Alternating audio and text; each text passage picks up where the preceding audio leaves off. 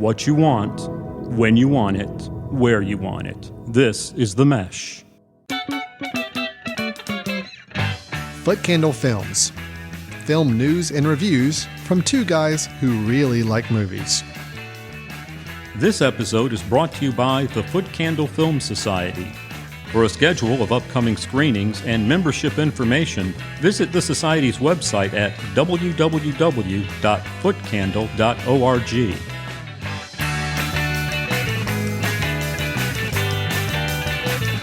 Hello and welcome to Foot Candle Films here on the Mesh.tv podcast network. My name is Alan Jackson. With me is Chris Fry. We are with the Foot Candle Film Society and directors of the annual Foot Candle Film Festival. And today we're here to talk about other movies. Movies you might be able to see in theaters, can see in theaters, maybe you should see. We're going to talk about all that. Chris, how you doing? I'm rambling. Sorry. I'm doing well. I thought we were going to just talk about the Grammys. Just for some reason, take a complete left turn and talk about music awards, which I'm happy to do that. I'm all for a genre change in the podcast. I think after however many hundreds of episodes we've done, let's just do a hard right turn and like, nope, we're just all about the music now. No more movies. Movies are stupid. We're all about music now. So I don't know. Were the Grammys last night?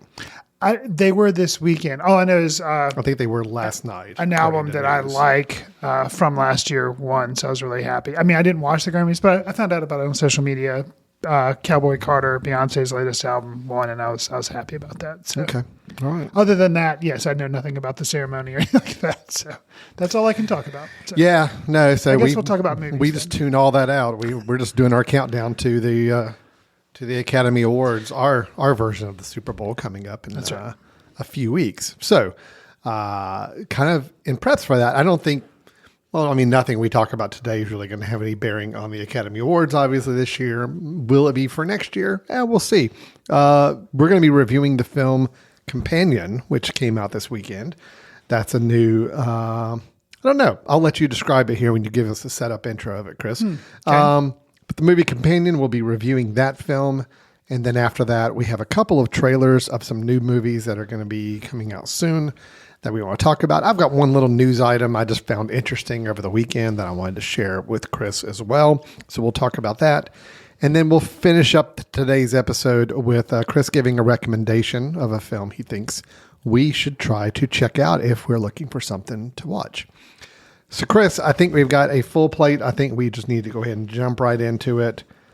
I'm still open to the Grammy talk if you'd rather do that. My knowledge of it is that Beyonce won for country album of the year. I didn't even know that. So you are automatically educating me. But that's it. That's all I know. So we might as well talk about movies. Okay. Well, let's go back to our original plan then. And let's start off with our review of the film Companion. There have been two moments in my life when I was happiest. The first was the day I met Josh. I'm Josh. I'm Iris. And the second, the day I killed him. Just relax. Remember to smile and act happy. Do they know?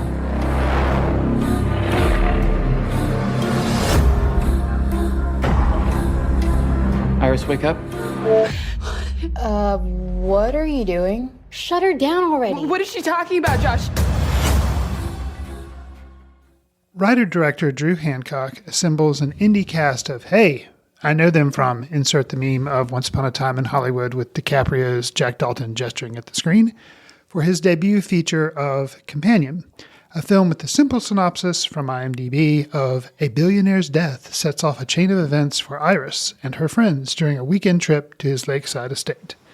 The aforementioned cast consists of Jack Quaid from The Boys, Sophie Thatcher from the recently discussed thriller Heretic, Harvey, I'm not exactly sure how you say his last name, Guillen? I think it's Guillen, yeah. Guillen, okay, from What We Do in the Shadows series, and Megan Surrey from the Foot Candle Festival winner, The Miseducation of Bindu, or, yes, you might more likely know her from her 3-year run on the Netflix comedy series Never Have I Ever. So, with this cast, I was curious because I was not aware. I knew Jack Quaid was in it. That was the main. And then recently, I know who Sophie Thatcher is because of Heretic. But the plot, as the brief description in IMDb sets out, and you were saying, like, how would I define it? You kind of, tease that.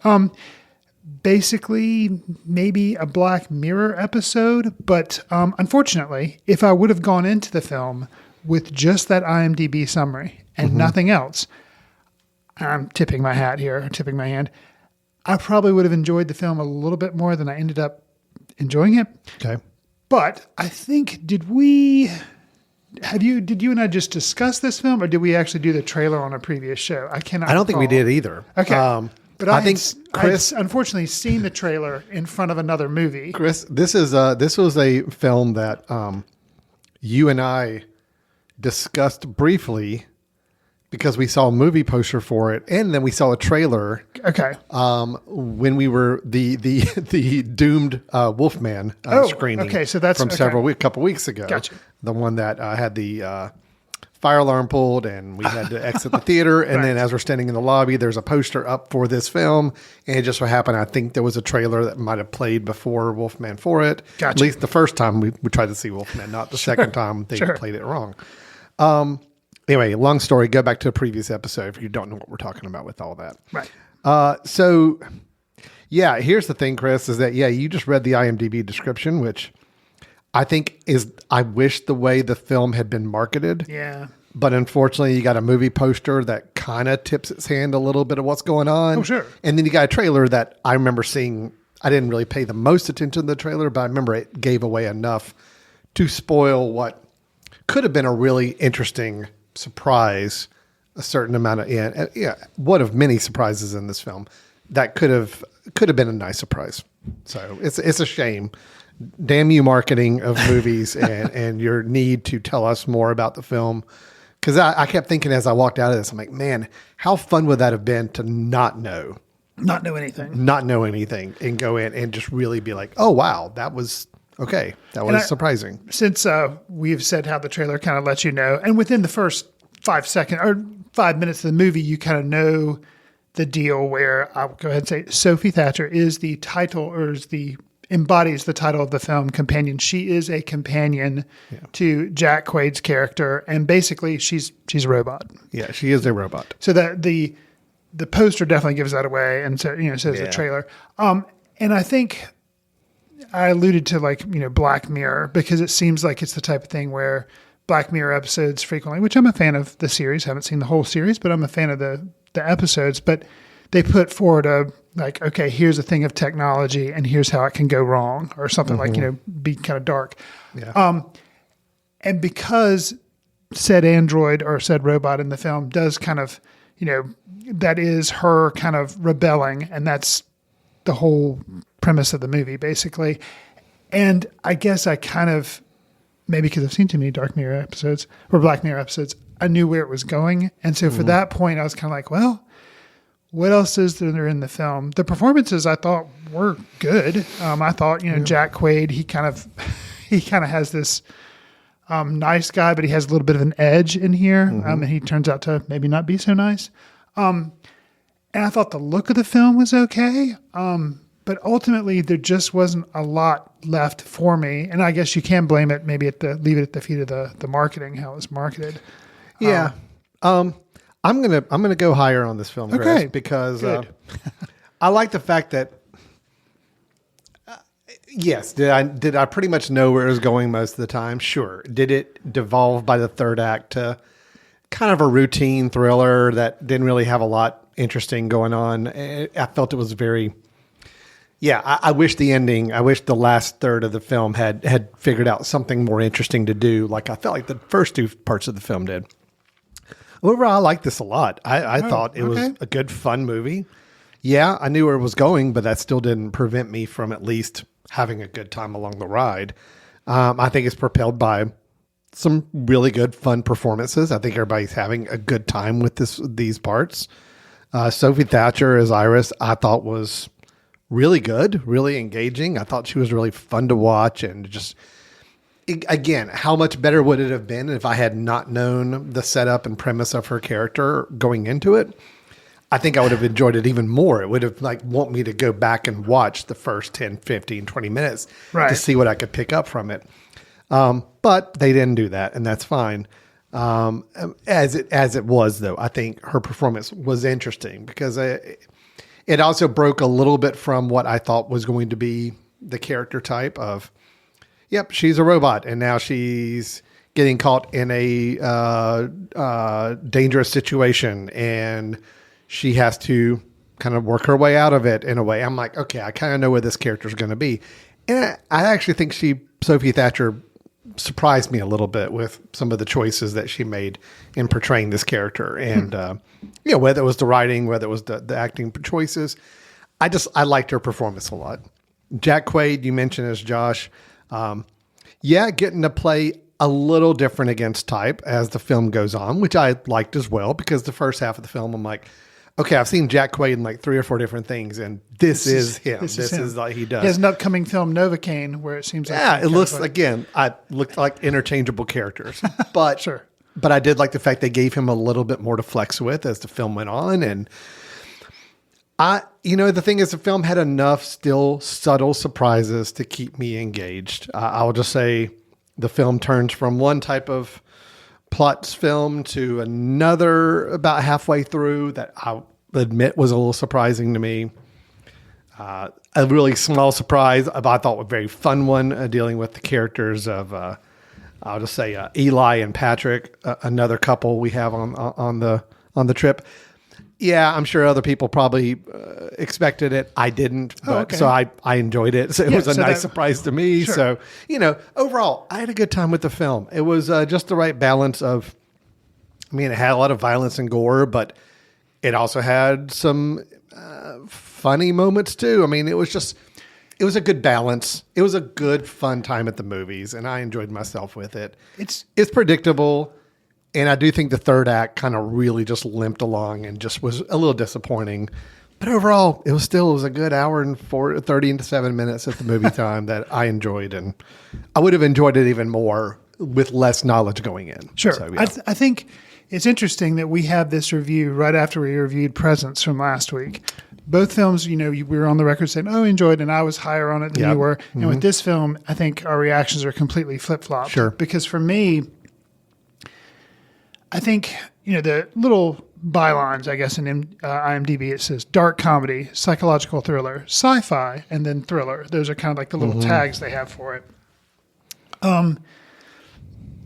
Something about not really doing any of them well, I think is what holds me back from, like, the comedy. Yes, there were some funny moments in it, but I feel like they needed to kind of trim down what they were trying, either have it be a comedy. And actually, I think have it be an outright comedy and not have it be a thriller, but just kind of be a comedy might have worked better for me, because Black Mirrors are not comedy. They may have a little darkly comedy, but like something about maybe if they'd just done that, it would have seemed more original and entertaining. Or you mentioned there was I mentioned the billionaire's death, which I will say another little cameo. Could not figure out. Actually, I'm not going to say who the actor is, because I could not figure out who the. I'm like, same here. I know this person. Who is that? And I couldn't. But then the reveal, I just in the crowd was like, oh, totally, that's who that was. Yeah. But it was kind of a fun. So that I will say I had fun with that, because I'm like, who is this billionaire? I know who he is. Anyways, but if they had done or so turn it more of a comedy, that might have worked better for me. Or, there is how the billionaire, he dies. And then there's a reveal of like some of the mechanics of like why he died. And then like that could have taken on like, oh, there was kind of an underlying plot, an underlying scheme, and like somehow have that be more of a thriller or more of a through line. But it's just kind of dropped. Maybe the development of that would have kept me more engaged. Yeah. But instead, like you said, it just turns into a bloodbath, kind of like kill. And I don't know. It just didn't keep me going. So maybe if they would have trimmed down. Perfectly fine with the mix of genres. Actually, I think that in this situation worked for me, because it didn't lean too far into one direction or another. It's like, true. All right, here's a moment where we could have gone much darker, or we could have gone much more ridiculous, or we could have gone more comedy, and they don't. And I was happy with the blend, because I didn't quite know where it was going to go in general. I knew where it was going to end up, And that's Sure. unfortunate. That's the thing, is that I didn't want it to end the way it ended. It did. I mean, in general, I did want it to end with the overall concept of the ending that it Sure. got to, the way it got to the ending, or at least the mechanics. I'll just say there's a lot of tropes used in the whole last third of the film. It's kind of the comeuppance sequences that sure. you typically have in a horror thriller film like this, especially if there's like a domestic relationship thriller involved. I mean, it's very played out, and it's just it was disappointing.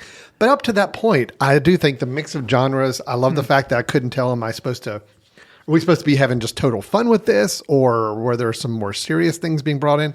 And the fact that it kept it mixed from that standpoint worked really well for me. And I might have gone in this film with maybe a little less knowledge than you. I don't know. I think we've seen the same trailer. I honestly don't think I paid attention to the trailer. I mean, really, I think I remember the trailer. Yeah, she's a robot. Okay. That's about all I got from it. Okay. I don't know if I remembered what the tone of the film was supposed to be, like what the style of the film or anything.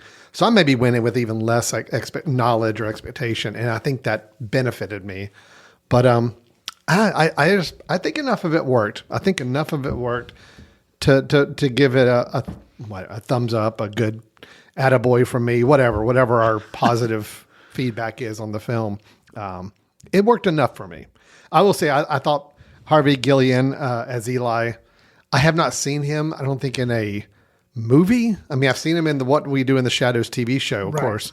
I don't think I've seen him in a feature film before. I don't think I have either, but yeah, and he was just a lot of fun. He was a lot of fun in the film.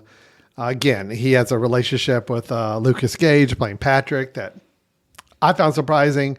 I found some choices they made with Lucas Gage's character as the film progressed were fun and interesting, and I liked what they did there. It's just, yeah, there's enough here I found enjoyable and entertaining and fun. So I'm fairly positive on the film.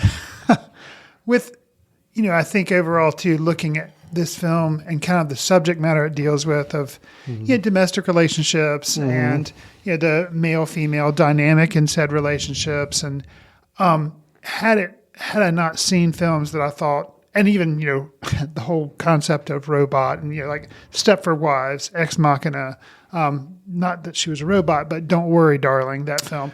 So it's like these films all kind of touch on similar themes.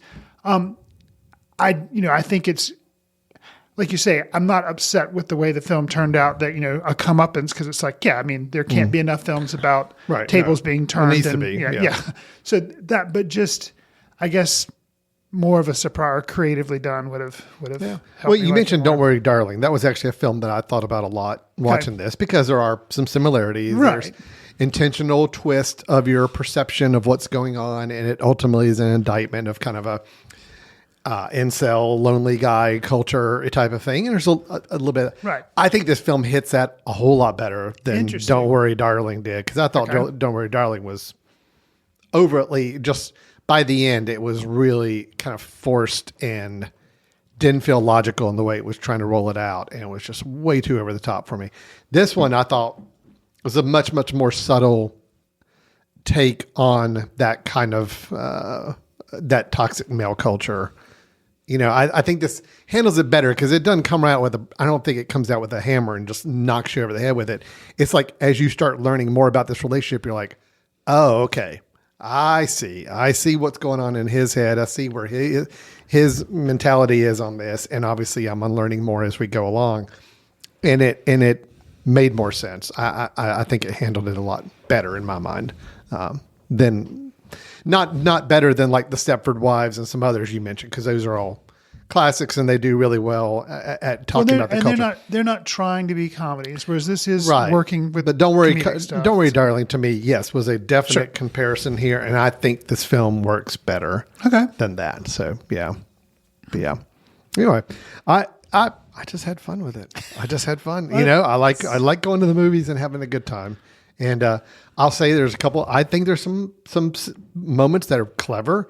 I'll admit, by the end, it kind of lost its notion of cleverness, I feel like. But midway through the movie, there's a whole sequence or dealing having to do with the fact that this robot can speak different languages. And I think there's a whole little thing that was kind of played with on that was fun, having to interact. The fact that it's kind of balancing out the fact that this robot couldn't lie versus tell language. It's clever little bits, It's like, all right, that was funny. That was cool. That was a good little moment. Yeah. So hey, and the car that they're driving, it's my car. It's the car I currently own, and the car has a pretty prominent role in this movie. So I'm automatically a fan of that because I really like my car, and I like to see that my car actually had a part in this film. Although the car in this film could do things that my car cannot do. Gotcha. So I think there might have been some Hollywood magic involved in there. But anyway, no, it was I thought Companion was fun. I thought Companion was a good time. Well, you got anything else to comment on that? No, and I think if I hadn't had it spoiled enough, or I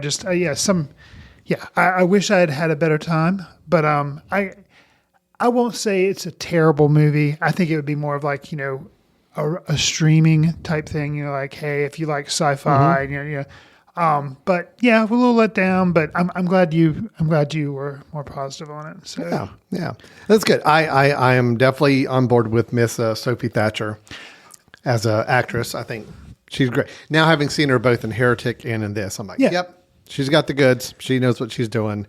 I hope I get to see her in something that's not a horror thriller tinge thing, but no, she's definitely good though. She's good. And Jack Quaid, I think again, is good. I was happy to see him get to play something a little against type as the film progresses. A little bit. Didn't go too far, but it went far enough to at least make it interesting. So overall, fun performances. I think it's a fun, interesting premise with just enough twists and turns and surprises to keep me engaged. Although I'll admit I was probably a little slow to the take and not picking up on a lot of them. So as maybe some audience members are, but whatever. I like going into a movie theater and just kind of getting to play dumb for an hour and a half. I'm like, all right, surprise me, do something fun, do something interesting. And this film did it. So it was good. Yeah. All right. Well, that is Companion. That is out in movie theaters right now. And, I'm just making my little box office mentions just because, I did start, or I'm trying to start a podcast for anybody who's interested or curious along with me to talk about box office performance every weekend. And, Companion, it didn't do great. It was one of two new releases this past weekend. The budget, well, I don't know, with that many up and coming cast members. But I still think the budget was pretty nominal. I don't know the budget numbers on it yet, but yeah, this movie was dwarfed by the other new release of the weekend, Dogman. Dogman made a lot of money. So for what I expected, it made like $36 million, which is definitely more than I expected for it. Gotcha. Companion, I think, made less than 10 million for the weekend. Anyway, didn't do great. But these films, you're right, are lower budgeted, normally easier to produce. Not tons of special effects, not tons of, this is all shot in one general location for the most part. So yeah, right. It was could be kept a little budget. And none of these actors are like A-list actors, commanding top dollars either. So I don't know. This could come out working out okay for the studio. We'll see. Yeah. All right, Chris, let's take a quick little break. When we come back, we've got a couple of trailers to play and talk about for films coming up later in the year. And then also I've got a quick news item to throw in, and then you've got a recommendation to share as well. So we've got still plenty more to do here on Foot Candle Films. We'll be right back. This podcast is sponsored by Jackson Creative, a custom communication agency located in downtown Hickory, North Carolina, specializing in online content creation. To learn more, visit thejacksoncreative.com. Jackson Creative, we tell your story. Welcome back to Foot Candle Films here on the Mesh.tv podcast network. We had our review of the film Companion at the beginning of the show, but now we're moving on to talk about some upcoming films or productions that we want to make you aware of or just share with each other and to get our reactions to what's going on in the movie business. Chris, we got a couple trailers to play, but before we do that, just want to drop in a quick little note. This honestly came through, I just saw it in the last couple of days. Okay. And I know we have talked about this director's work pretty much for the duration of our podcast, I mean, I think we've reviewed just about every film he's put out Okay. with differing results and differing opinions. And he's been a topic of a lot of conversation and on our podcast. And that is a Mr. M. Night Shyamalan. Oh, yeah. Yeah. Just recently did the film Trap. Yes. That how did we end up on Trap? Were we okay on Trap? No, I thought it was stupid. So I had a lot of problems with Trap. I think we were frustrated by it. Frustrated. That was the word for it. Some of the yeah. aspects of it we thought Yeah. were, interesting. Yeah. So. Yeah, it was frustrating. That was the word I think we needed to kind of come down to. Disappointing, frustrating, somewhere in that ballpark. Yeah. Anyway, here's a quick news announcement about his next feature film, Okay. which is a little interesting. Is going to be starring. The news item that kind of kicked this all off is that Jake Gyllenhaal has signed on to lead M. Night Shyamalan's new movie. So Okay. Jake Gyllenhaal is going to be starring in it. Interesting. Which that was the headline, and I'm like, okay, I'll read this little article on Variety. But the thing I thought was more interesting is what the film is going to be based on. So Jake Gyllenhaal is making the visit to M. Night Shyamalan for the next writer-director's next feature, which will share a story with a new original romance novel by Nicholas Sparks. Nicholas Sparks is the whole... Notebook. The Notebook and a bunch of other novels he's Right. written, but, kind of known as a more romance novelist. And supposedly it's going to be an original narrative, is going to be a collaboration between Sparks and Shyamalan, with the former writing a book and the latter writing a screenplay independently. Okay, so Nicholas Sparks and M. Night Shyamalan are going to be collaborating on this film.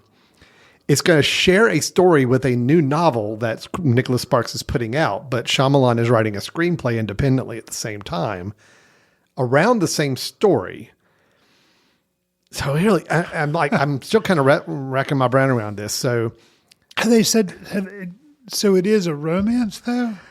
that's what they're saying. They say it's going to be, that's what's confusing is that they're saying that the novel that Nicholas Sparks is writing on this story is a new original romance novel. Okay. Which is in his wheelhouse now. Okay. Correct. Right.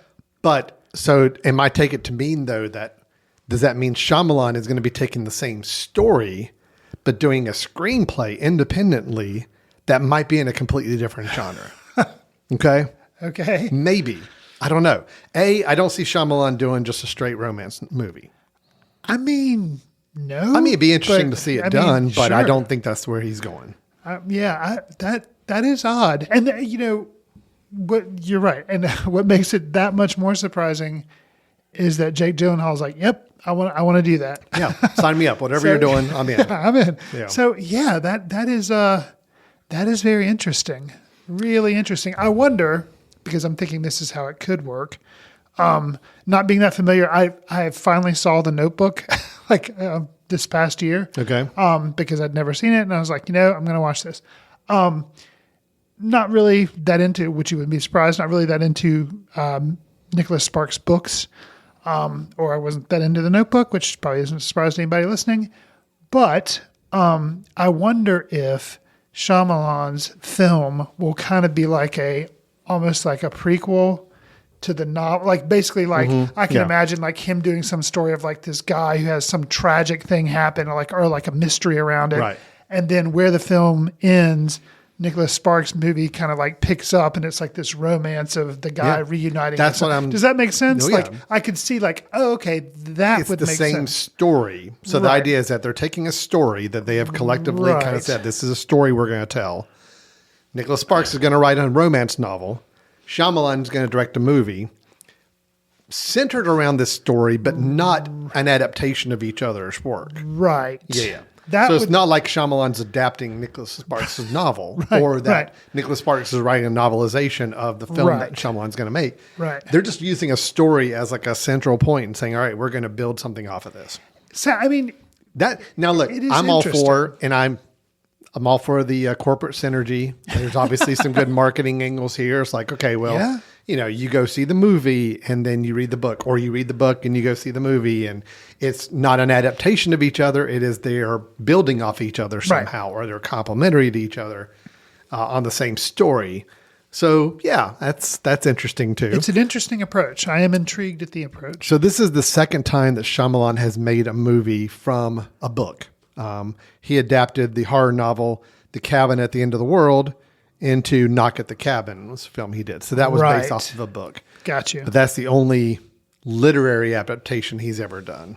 I think everything else has been original, with the exception of, I think, Last Airbender. But that was based off of television show and another property. Right. So, yeah, no, I thought it was interesting. So I wanted to bring it up, and because we may gripe about his movies, but we still ultimately are fascinated by what Shyamalan is doing. Yeah, at least he's doing interesting stuff. Yeah, and ideas are his strong suit. Sometimes like the execution, like him kind of taking the Alfred Hitchcock approach of Trap, which was like, okay, single location. Well, we thought it was going to be. Yeah. How are you going to get out? Like something like Rope is what Hitchcock did. And this was like, okay, a guy is stuck at a stadium. And you're like, okay. And some of the things were good, but then it just kind of, execution. We were then frustrated. But he does get some interesting ideas for this. This sounds like another one. So, be interesting to see what happens with that. Agreed. All right. Well, that is, I don't have a date. That's still way early. Sure. Still, like, they're still working on stuff. But be anxious to follow that along as it goes. Yeah. All right, Chris, let's jump over and talk about a couple of trailers. Okay. A film that you had on your list of anticipated films for 2025, I believe. Yes. It's a film called Sinners, and it stars Michael B. Jordan, and it's directed by Ryan Coogler. Mm-hmm. And Michael B. Jordan, no spoilers here, this is in the trailer, it's pretty clear, plays identical twins, so plays two parts in the film. Right. I'll admit, when I first heard that this was happening, I'm like, okay, Michael B. Jordan's doing another Ryan Coogler film. All right, cool. I'm sure it'll be great. I'm sure it'll be good. But I didn't expect it to be a bit of anyway, I didn't expect it to be the type of film that the trailer has now led me to believe it is. And that has become very, very interesting to me at this point. So with that being said, let's watch the trailer and then we can kind of dialogue a little bit about it afterwards. Okay. Sure. Here's the trailer for Sinners. We've been gone a long time. We back now. You twins? Nah, we cousins. There are legends of people with the gift of making music so true. It can conjure spirits from the past and the future. This gift can bring fame and fortune. Will somebody take me in your eyes? But it also can pierce the veil between life and death. All right, so that was the trailer for Sinners. That is coming out April 18th. Ryan Coogler directing and writing, I believe. I think I said. I think so, yeah. And Michael B. Jordan playing double roles in it. Chris, you had this on your list of most anticipated films. You put it on your list before you saw a trailer. Is that correct? Yeah. Now you've seen the trailer. Still there? I still am interested in seeing it. With the trailer, I'm worried that maybe now I know too much, or think I know too much. I don't want to know any more about this film than the trailer already gave. And I will be going to see it immediately when it hits the theater, so that I don't hear any reviews of it or any, it's like I'll be running to the theaters. So I'm still very much interested in seeing it. Why? Why was it on my list? Well, it's because it's Ryan Coogler and it's Michael B. Jordan. That alone excites me. It appears, they had done, Creed, Black Panther, completely different type of films. This one seems to be a period type piece, but also delving into the supernatural horror type thing. It reminds me, and this is probably an unfair bar, because I don't know if that's what Mr. Coogler's going for, but something like if Jordan Peele were to do a period piece, because it looks like it's kind of, Jordan Peele's films have been horror or supernatural, like, odd type films, but then they've always had like a social commentary aspect, and that's what this appears to be. Yep. I don't know. I think I'm a little worried just because I feel like I know too much after watching the trailer, but I'm still very much interested. I'm very interested, but I also, I'll say this is the kind of film that does walk a tight line in that it could be really good, or it could be a mess. And I think that that's just inherent to any film. It doesn't matter who the filmmaker is or whatever. You start to play in a genre bending, you're bringing in supernatural, you're trying to go, there seem to be some visual elements to the film that are a little unique. You're having to a lead actor play two roles. It's just, there's a lot here that could go wrong, and I hope it doesn't. I hope it's good.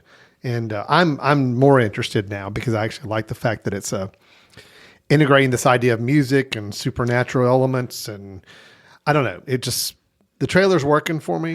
Okay, but good. I also see that the trailer didn't scare you quite as much as it scared me in a way. No, Okay. not quite as much. Because it is definitely going for more of a Jordan Peele vibe, seemingly, which I'm all for that. Sure. I think we need more of that, and I'll take any more supernatural or mysterious elements in films and great character studies tying in supernatural elements. All that works for me. So. Let's see what happens with this. I think what also makes me leery, I cannot recall the title. Maybe you will be able to. I think we reviewed it on the show, but Janelle Monáe was in a film. Yes. And I cannot remember the name of it. That was it was a one-word title. But it was similar in that it dealt with, the aspect of slavery and some seemingly like antebellum, yeah. And it looked, some of the shots and everything looked really cool. We saw the trailer, and we, Janelle Monáe, we're like, okay, cool. And then it just didn't quite. I don't recall what all didn't end up working out with it, but it just wasn't quite there. Yeah. I think because when I saw this trailer, it reminded me of that. I was like, oh, Well, so that's why I say it's fraught with danger. Because Right. These things may not work, and it's very easy for these kind of films to not work. So we will certainly see how this shapes up. I'm all for Ryan Coogler kind of pushing against his boundaries a little bit of what we've seen him do in his past 3 or 4 directorial films. So this will be interesting. Agreed. Yeah, I'm curious to see it. All right, that is April 14th coming out, or April 18th, sorry, the movie Sinners. All right, Chris, and then we had one other trailer that I know nothing about. And honestly, I only know the name, and I had to have you recite the name of the film for me so I could at least search for it and find the trailer to play. You want me just to play the trailer, or do you have anything you want to do as a setup, or are we just going to play it and then we can discuss it? So how my awareness came into about this trailer, I'll say, I got an email about it, and I was like, John Leguizamo is one of the stars in the film. And I was like, okay, he's an interesting fellow. I, follow on social media and things. Haven't heard anything about this film. So I was just curious because I read the kind of synopsis. I was like, okay, interesting, but I don't want to give away the We'll just play. And then I played the trailer. I was like, that could be the film, small indie type film, but that could be a film that maybe we really need in 2025. And I'll kind of leave it at that. So let's watch the film's name is Bob Trevino Likes It. Correct. Did I get that right? Yes. Bob Trevino Likes It. Mm-hmm. All right, here's the trailer for Bob Trevino Likes It. I've been doing some thinking, and I got some stuff that I wanted to share with you. Dad, is this an itemized list of all the expenses of being my father? Yeah. Dad, there's baby food on here. Do you know where you would be without me? We're over. I'm here to see a counselor. It's my first time. Why don't you give me your history in your own words, and we can go from there. Maybe my home is out of place. My dad stopped talking to me. Hello? Hey, Dad, it's me. Gotcha. Leave a message. Hi. Mailbox is full. If I'm not the same, is that okay? So I went searching for him. Dad? And I accidentally found another Bob Trevino. Bob Trevino likes your comment. Hi, are we related? All right, so that was the trailer for Lee Trevino Likes It. It mentions kind of in which people could not see listening to the podcast because we are not a video podcast. But we're not. Dang! All this time I've been doing my hair. You've been wearing a getting all tuxedo. set. I know. I've been smiling at what I Sorry. thought was a camera over in the corner, but I take it it's not. I was wondering why you were always looking over my shoulder. Yeah, off to and left. smiling and kind of looking. Yeah. Now I know. But they had all these accolades from various festivals that this film's been at, and one of them was Sundance and South by Southwest. I can see people being like, yes, that sounds like a Sundance or a South by Southwest film that gets a lot of buzz or can get buzz, and then you never hear of it or never hear from it again. Mm-hmm. And because it has the aspects of, based on a true story, it has some comedy to it, but also has a lot of heartfelt things. And, granted, I agree to all that, but not having seen the film, I think what comes down to it is, you know what? If John Leguizamo is giving this a chance, I want to try to give it a chance. So you're all in on this for the Leguizamo. I think so. That's and just it. because it's just like, I don't know, it's supposedly based on a true story. I just want to think it's one of those things that's nice to be reminded that, and hopefully this is a nice, tidy 85-minute or something like film. They don't stretch it to be 2 hours.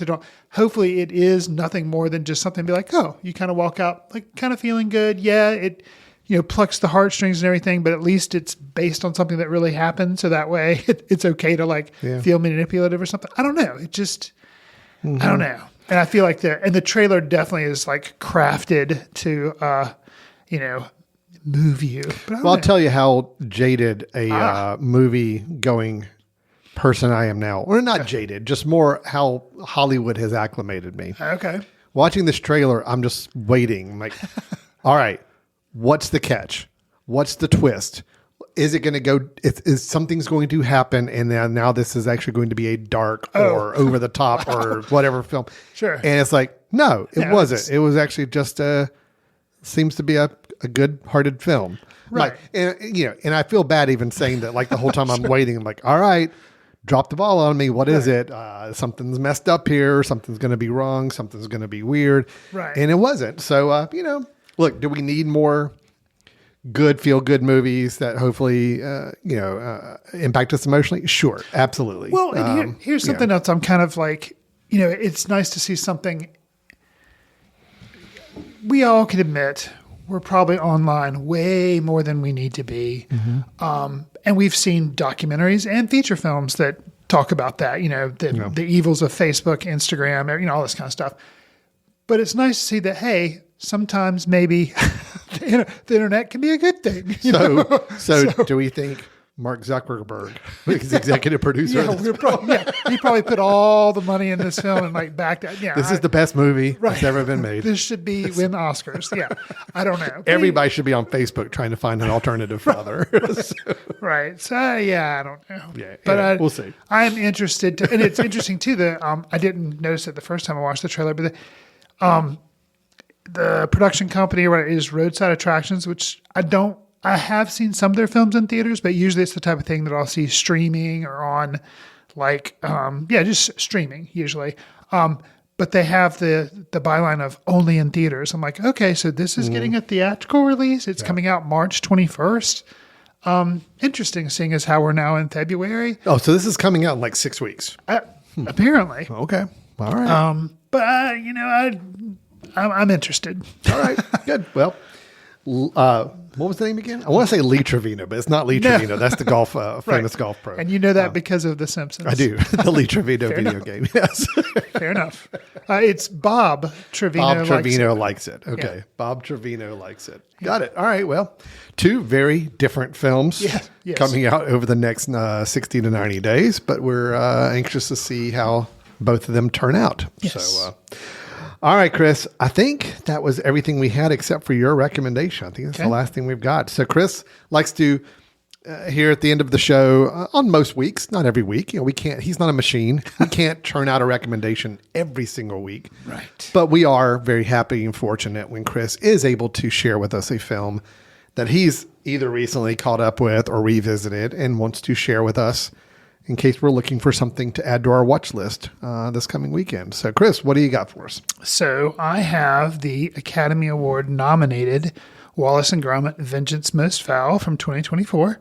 I caught up with it in my rush to try to watch things that had been nominated for Oscars. I'm a fan of Nick Park's Wallace and Gromit. I've seen all their, some of them start out more as like shorts, and this is like a, an actual feature film. But it's, stop motion. And I'd always been a fan. I love the characters. I had kind of thought after he did, I think it was Curse of the Were-Rabbit, it was a theatrical release, because most of them I think have just been like released on like television or something, but that one was actually released in U.S. theaters and everything.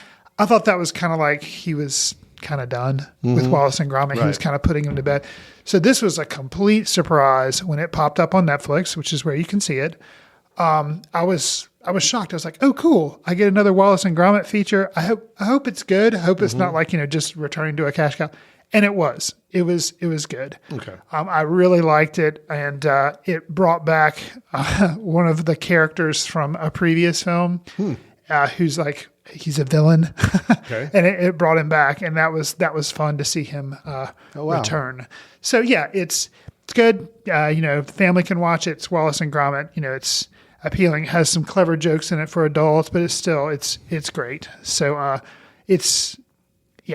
won't say any more about it to spoil anything. It does have, some recency talking about AI or just like robots. So it kind of pairs in a way nice with our review of Companion. Yeah. What can happen when robots go wrong. Oh. But Wallace and Gromit, Vengeance Most Foul, it's on Netflix. I say check it out. Okay, on Netflix. Able to check out now, anybody with a Netflix subscription, and you are giving it a recommendation. Yes. Wallace and Gromit, something most foul? Vengeance Most Foul. Vengeance Most Foul. Yes, Vengeance Most Foul. Okay. I don't think I've ever seen a Wallace and Gromit film. Okay. And so should I watch this or okay? I think you'd like it. Right. Especially to, so you can have your ballot reflect. I saw Chicken Run, which I know is by the same filmmaker, same team, animation team style and all that many years ago. Okay. But I never saw an actual Wallace and Gromit film. Okay. I don't think it's not necessary. You can walk in. Just Wallace is this inventor who is, he's a nice fellow, but maybe not always thinks things through. Okay. And his dog is Gromit. Gromit, of course, he is a dog, so he does not speak, but he's very smart and kind of keeps Wallace out of trouble a lot of times. So, see, what's going to happen, Chris, is that because we have such astute listeners and some listeners who've been with us since the beginning of this show, which we still haven't gone back and counted how many episodes we've done. It's a lot. Sure enough, I'll get bombarded by emails from people saying, but Alan, you guys reviewed so-and-so Wallace and Gromit movie many, many years ago, whatever. And I'm like, I really don't think I've seen one. Right. So, but I could be wrong. Maybe I did see it and anyway, yeah. Correct me if I'm wrong, but I don't think I've seen one. Okay, fair enough. Okay, Wallace and Gromit, Vengeance Most Foul on Netflix, able to be watched right now. Yes. All right, Chris. Well, that'll wrap us up for today. We had our review of the film Companion and a positive review from me. From Chris. Yep, that about sums it up. Is that a good one? Yeah. Okay. I was happy with it. I enjoyed it. I had a good time with it. And then we talked about films coming up, the movie Sinners. We talked about the movie Bob Trevino likes it. Yeah, good. Got it right. And also the new Shyamalan film that's going to be a romance movie, maybe. I don't know, with Nicholas Sparks. We'll see. And then Chris's recommendation of Wallace and Gromit. Okay. So, Chris, if anybody has any thoughts, feedback, questions, ideas for us, or just wants to reach out and say hi, how can they do that? You can send an email to info@footcandle.org. You can follow us on Twitter, Footcandle Film, Facebook, Footcandle Film Society, Instagram, Threads, Footcandle Film, and we're also on Blue Sky. Al and I are on Letterboxd, where we try to track what we're seeing and leave quick takes. We also, I have lists on there that actually mention every movie that's ever been reviewed on this podcast. So you can search and see if you can burn us on the fact that we have reviewed a Wallace and Gromit film. I also keep track of all the films that I have recommended. So there's a chance that if you want to kind of, and also that could be a resource. If you watch a movie from, let's say, 5 years ago, and you're dying to talk to somebody about it, or you want to hear our opinions about it, you can go and see if we reviewed it on Letterboxd. And then you can check out our episodes on the mesh.tv and you'll be able to find our review there. So that way you can kind of like have a dialogue with us and maybe tell us why we were wrong. So that is a way that you can like look into past episodes, because as Alan mentioned, we've been doing this for quite some time. Oh, Chris, you've done a lot of work on that. Well, that's good. I try. Good job. Good job on that. So, great. Well, that's a lot of ways to check out and connect with us. And we appreciate everybody listening. We will look forward to talking to everybody next time we record. Until then, take care. Thanks. See you in the ticket line. Watch films in the company of like-minded people in the dark. Watch films in the underground. We won't let anyone know where you are. The films that don't make it to Carmike at the mall, or ones that were famous when Grandpa would watch films out of the reverence of the heritage of an art. Watch films through the courtesy of Foot Candle Film Society. Special thanks to Carpal Tuller for the show theme music. For more about Carpal Tuller, visit www.carpaltuller.com. You've been listening to The Mesh, an online media network of shows and programs ranging from business to arts, sports to entertainment, music to community. All programs are available on the website as well as through iTunes and YouTube.